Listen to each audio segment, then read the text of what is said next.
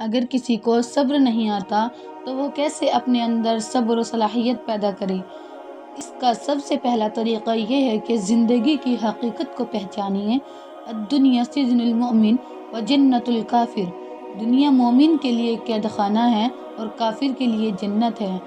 اگر کسی انسان کو جیل میں ڈال دیا جائے، اس کا کمرہ بھی اچھا بنوا دیا جائے اور اس کی تمام ضرورتوں کی چیزیں بھی اس میں رکھوا دی جائے تو پھر بھی اس کو محرومیت تو محسوس ہوگی، کیونکہ وہ ایک جیل ہے۔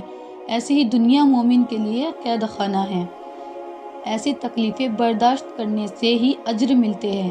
اللہ کے رسول کا فرمان ہے، قیامت کا دن ہوگا جب تکلیفوں کو برداشت کرنے کے اجر ملیں گے۔ اس وقت تمنا کرنے والا تمنا کرے گا، لو ان اجسادہم قربت بالمقارض، کاش دنیا میں کینچیوں کے ساتھ ہمارے جسموں کو کاٹ دیا جاتا تو آج اتنا اجر ملا ہے، اس سے زیادہ مل جاتا۔ انبیاء علیہ السلام پر بھی تکلیفیں آئی ہیں، مشکلات آئی ہیں، مصیبتیں آئی ہیں، لیکن انہوں نے برداشت کرنا سیکھا ہے اور سکھایا ہے۔ آج ہمیں بھی زندگی کی اس حقیقت کو پہچاننا چاہیے، اسے اگنور نہیں کرنا۔ کبھی دل میں یہ سوچ نہ لانا کہ دنیا میں کوئی تکلیف نہیں ہوگی۔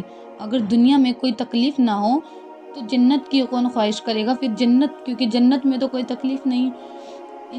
اسی طرح انسان کے لیے یہ سب سے پہلے زندگی کی حقیقت کو پہچاننا ضروری ہے۔ اور دوسرا طریقہ یہ ہے کہ جس سے آپ اپنے اندر صبر کی صلاحیت پیدا کر سکتے ہیں۔ اللہ تعالیٰ نے قرآن میں بیان کیا ہے، یا ایھا الذین آمنوا استعینوا بالصبر والصلاۃ ان اللہ مع الصابرین، ایمان کا دعویٰ کرنے والوں مدد طلب کرو، اس بات سے نماز تم پڑھو گے، فرائض تم پڑھو گے، نوافل تم پڑھو گے، سجدہ تم کرو گے، اللہ تمہارے اندر صلاحیت اور قوت پیدا کر دیں گے، تم صبر کرنے والے بنو گے۔